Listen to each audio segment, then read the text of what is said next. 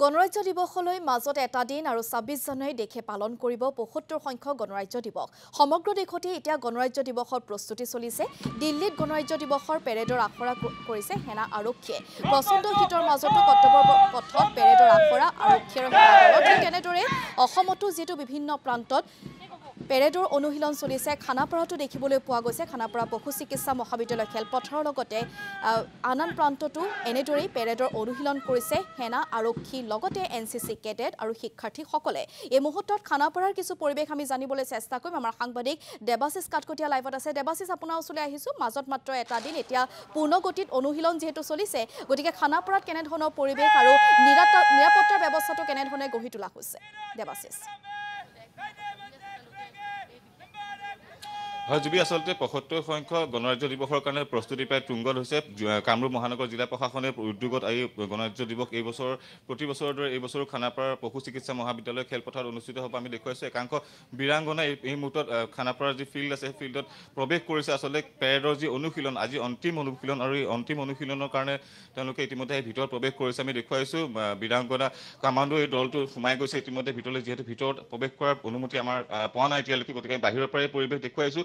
ইতিমধ্যে সকলোফালে সষ্টম হৈছে। নিৰাপত্তাৰক্ষীয়ে কটকটীয়া নিৰাপত্তা বেষ্টনী গঢ়ি তুলিছে। আমি দেখুৱাইছোঁ ইতিমধ্যে জাতীয় পতাকাৰ আৰ্হিত এইসমূহ যি মণ্ডপ, সেই মণ্ডপ নিৰ্মাণ কৰা হৈছে। আমি ভিতৰৰ পৰিৱেশ দেখুৱাইছোঁ। ভিডিঅ' জাৰ্নেলিষ্ট সঞ্জীৱ শইকীয়াই দেখুৱাইছে, আৰু ইয়াৰ লগতে আমি দেখুৱাইছোঁ আন এটা প্লাটুন ইয়াৰ ভিতৰত প্ৰৱেশ কৰিছে। অসম আৰক্ষীৰ এটা দল তেওঁলোকে প্ৰৱেশ কৰিছে। যিহেতু আজি অনুশীলন আছে, এই অন্তিম অনুশীলনৰ কাৰণে তেওঁলোকে ইতিমধ্যে প্ৰস্তুতি সম্পূৰ্ণ কৰিছে, আৰু এই অন্তিম অনুশীলনৰ পাছতে আজিৰ পাছতে হয়তো আজি অন্তিমটো অনুশীলন, গতিকে ইয়াৰ পৰা যিসমূহ ইয়াত অনুশীলন কৰিবলগীয়া আছে সমগ্ৰ দিনটো তেওঁলোকে ইয়াত অনুশীলন কৰিব। আৰু আমি দেখুৱাইছোঁ যে ইতিমধ্যে যিসমূহ ইয়াৰ ছাইডৰ যিসমূহ এই ফুটপাথ আছে, এই ফুটপাথত সম্পূৰ্ণৰূপে ইতিমধ্যে ইয়াত তন্নতন্নকৈ এই ফুটপাথসমূহ পৰীক্ষা কৰা হৈছে, যাতে কোনো ধৰণৰ অপ্ৰীতিকৰ পৰিস্থিতিৰ উদ্ভৱ নহয়, কোনো ধৰণৰ অপ্ৰীতিকৰ ঘটনা যাতে সংঘটিত নহয়। সেই গতিকে এই বছৰো তেওঁলোকে সম্পূৰ্ণ কটকটীয়া নিৰাপত্তা বেষ্টনী গঢ়ি তুলিছে। ইতিমধ্যে দেখুৱাইছোঁ মোৰ সতীৰ্থ ভিডিঅ' জাৰ্নেলিষ্ট সঞ্জীৱ শইকীয়াই দেখুৱাইছে এটা কামাণ্ডো দল তেওঁলোকে ইতিমধ্যে সুসজ্জিত হৈ আহিছে। তেওঁলোকে যি পেৰেড কৰিব, সেই পেৰেডৰ কাৰণে তেওঁলোকে ইতিমধ্যে ইয়াত